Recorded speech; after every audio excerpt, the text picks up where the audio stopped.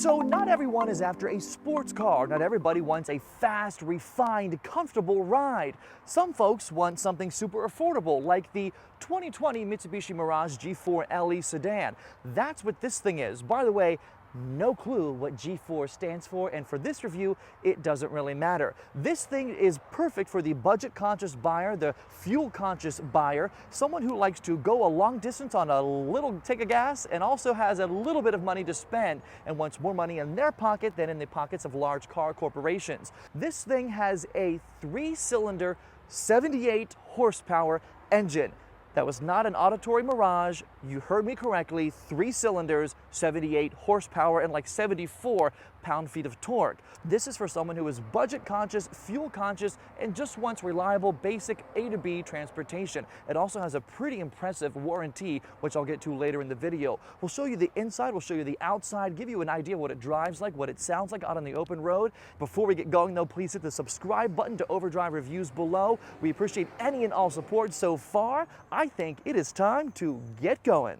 So throughout the video, I'm going to be telling you and pointing out things that this car doesn't have that a normal car would probably have, and it's all in the pursuit of keeping this car affordable and keeping costs down. That's how Mitsubishi is able to offer this thing at such a low price. One of the main things you'll see from the very front, if you're a car person and like lights, are these. These are halogen lights. No LED options on any of the Mirages. The only LED light on this car that I've been able to find is on the rear. The high mount stoplight on the spoiler in the back is LED. That's LED, but the front lights are halogen. Just one way they're keeping costs down.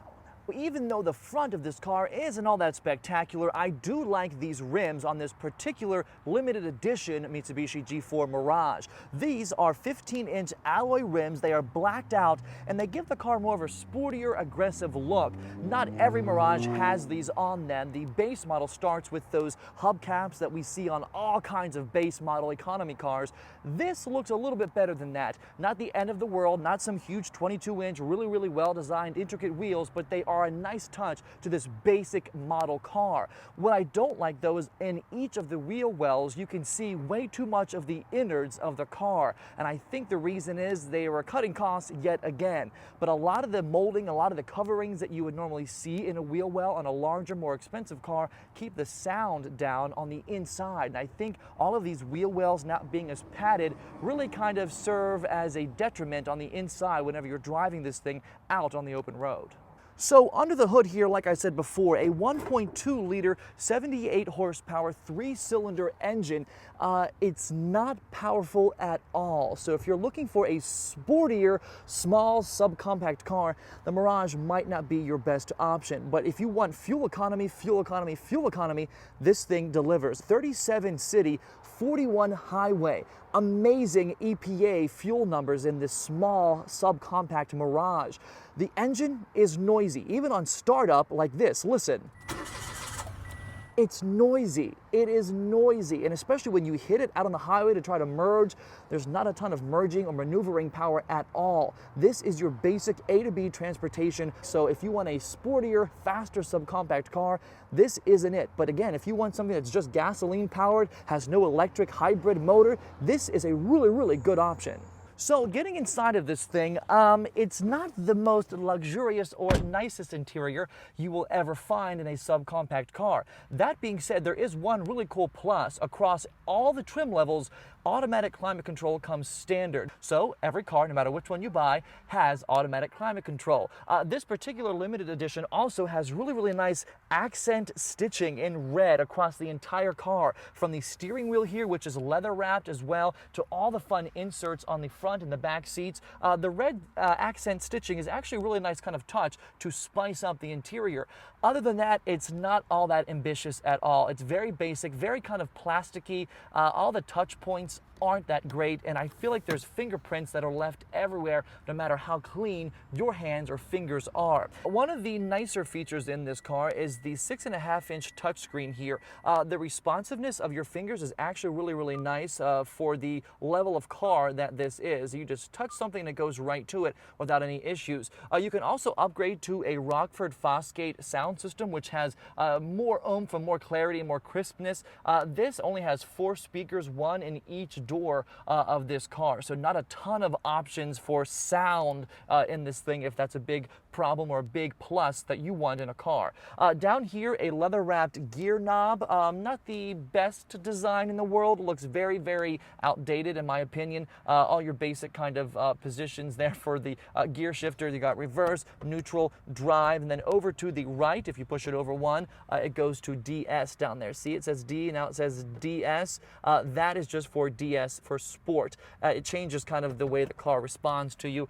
It's not the best sport mode in the world. But back over here in the center, all of your automatic climate control options, temperature, air conditioning, different modes for where you want the air to blow. It does a really nice job for being a small car. It still has some power and is still able to drive without too much of a burden with the air conditioning on. You do have in this car heated front seats, both high and low options for both the driver and passenger. You've got also your USB up here as well. USB, I'm pretty sure, is a standard option across all models, no matter what one you get, but the heat seaters rather, is an option on this limited edition. This particular Mirage does have Apple CarPlay and Android Auto. It is not standard though on every trim level. You do have to upgrade to get that. What is standard though across all of them, again, is that automatic climate control. And here at the bottom, you've got all of those controls laid out for you in a really easy, understandable fashion. Sometimes these super ergonomical and just really simple to understand buttons are the easiest to use. The higher end cars these days, they get so fancy and just over the top. It's like, oh my God, all I want is air. How do I turn it on? It's really easy to do and understand in this car, which is great. Here on the steering wheel is pretty basic as well. Everything you would want in a base model car. Your different options for your phone here on the left side. Over here, you've got your cruise control. You do have voice recognition control as well. You can say things out loud to the car. One of the nice things too is the driver's side does have an automatic up and down window, which not every car has as well. So that's great that Mitsubishi put it inside here. Nothing else really in the front to talk about. Again, the quality of the materials isn't the best, but again, you're getting an entry-level subcompact economy car. It's not going to be amazing. This nice center console is wrapped in kind of a glossed black trim. The plastic doesn't feel all that horrible. It's relatively nice, but look at this. I mean, I don't like these vents at all. They look odd. They feel odd. They feel chintzy as crap. I mean, not the best designs in the world. I much prefer these ones that are on the outside, both near the driver and the passenger. They're much nicer to touch and feel and easier to use. But there is also, for those of you who are CD fans, there is a CD player in the center here. I'm putting a thumbs up because I've got tons of CD that I use in an old car of mine that has a CD player. But also, if you're driving this car, you do have a nice armrest here in this limited edition Mirage that has different positions for your hand or for your arm to rest on, since there is no large center console. It's a nice little touch because if you're taller and you want to lean back or something, or lean to one side, I kind of drive off to the center a little bit. This nice armrest is a nice touch. The passenger does not have one, so if you're in this car and you're in the passenger seat, too bad, so sad. And I think by now you guys know I like details and attention to things that not every car company would do. Well, that's not the case in this car. Mitsubishi did not think really outside the box at all. Look, there's no light anywhere on this vanity mirror, anywhere for the driver's side. But then, look at this. Passenger side has no mirror at all. What are you going to do with an empty vanity flap? I don't even know what to call that thing. It's not even a vanity mirror. It's just a flap. It's crazy. But again, keeping costs down was the point of this Mirage, and lack of a mirror saves a few bucks. So the rear of this car is surprisingly roomy. I actually am really surprised. I have this seat exactly where I had it when I was driving it and sitting in it, and I still have pretty decent legroom for a subcompact car. You can't fit, 3 6'2" adults back here, but there is a lot of room. This car actually has like 3 inches more interior space in the back compared to the Mirage hatchback. So if you need to have adults in the back or have 5 people that actually can fit into a car, the sedan Mirage is definitely a better option. There is much more room in the rear than compared to the hatchback. That being said, these seats aren't terribly fancy at all. They are rather comfortable. They're very cushiony. There is a nice center pass-through as well here to the trunk. These seats do not fold down, so the pass-through is really kind of nice to have as an option if you need to haul something long and stick it in here to the interior passenger cabin. You've got your two center cup holders as well in case someone is not sitting in the center seat here. But overall, the back is not as cramped as you might expect in a small car. Really a surprising amount of leg room and knee room, especially for taller folks. And my head is just about hitting the roof. But again, you've got to kind of compromise with what you have, right? It's not a huge car. But the back, definitely much more space than you would anticipate. The seats rather comfortable and squishy and cushiony, really kind of firm as well. Nothing fancy at all. They're not heated. They don't recline. They don't fold down. Nothing. But they do the job really, really well. There's also latches in the back for car seats for kids. So the back seat actually is a nice kind of place to be if you're a shorter adult or a kid here in the back of this Mirage. So the trunk isn't the largest thing you've ever seen, only about 13 cubic feet of space back here. That being said, it does have decent room for a small subcompact car. This actual opening isn't all that easy to get stuff in because it's kind of awkwardly designed. But again, I mean, when you're looking for a basic car, there's plenty of trunk space for a nice small weekend getaway for 3 or 4 people who are going to be traveling with you. But again, take a look at this up here. Look right up here in front of me. There's so much that's just missing to me as far as padding, and it looks incomplete on the rear of the trunk lid here. There's just so much exposed. I don't like the way it looks at all. But again, keeping costs down is important, and keeping things affordable is important in one of these Mirages. So you kind of give and take where you can. The average person who drives one of these might not care at all. I hate the way this looks. It looks like it left the factory missing a big trim piece. So behind the wheel of this thing, one of the first parts of it that I notice is the steering. It actually feels really tight and really nice. It doesn't feel loose and wonky or wobbly or like it wasn't, properly outfitted. It feels really decent for a small subcompact car. What also feels pretty decent is this leather-wrapped steering wheel. The turn signal and the windshield washer stalks, they feel really nice. They're not chintzy and feel like they're going to break if you tap them too hard. Some of the other features on the inside that are really great, kind of base model options. Again, the Bluetooth, you've got the nice touchscreen here, you've got your backup rear view camera. The backup rear view camera is really, really low resolution and not great quality at all. I feel like every cell phone out there imaginable right now has a much better resolution and display than this display here. That being said, it does the job well. If your goal is to see behind you, you can see behind you in this car. So that's a plus, I suppose. The overall feel of this, not a driver's car at all. I mean, listen to the engine. Yeah, it's insanely loud and goes nowhere. I'm like only at 55 miles an hour and I was already at 40. It doesn't go anywhere. It's not a fast car at all. But let's talk about the overall ride and feel. It's extremely loud and I'm only going 35 miles an hour. Again, not any kind of extra damping or padding or any kind of sound muffling at all anywhere on this car. The doors feel flimsy, the handles feel flimsy. Even, on some back roads, it's not terribly quiet. But again, if you can get over those things, this car might be the perfect affordable option for you. Not everyone cares a whole lot about a loud car or loud ride. The base model Mirage, by the way, comes with a manual 5-speed transmission. Every other one of the Mirage levels comes with an automatic continuously variable transmission, a CVT, which is really nice because it helps amplify and boost that fuel efficiency. Let's talk safety for a second. You might be wondering, well, it's such a small car. What are the safety features like? What does it have on board to keep me and my family safe? There are actually a lot of airbags, side-mounted airbags, the front airbags that you would expect in any car, and there's also a driver knee airbag. So there's a lot of different features that they've built in airbag-wise that are kind of maybe surprising to find in a subcompact car. There is hill assist as well. If you're on a hill and taking your foot off the brake to go to the gas, sometimes the car will roll back. This car has hill assist and it'll keep itself in place until you can get yourself going with the accelerator. There is not the wide array of different sweet safety features that you would want to have in a modern 2020 car, at least have the option to have. There is not any option on any trim level for blind spot monitoring, front crash mitigation, emergency braking, rear cross traffic. None of that is available on any of the Mirages, not even like lane departure warning, nothing.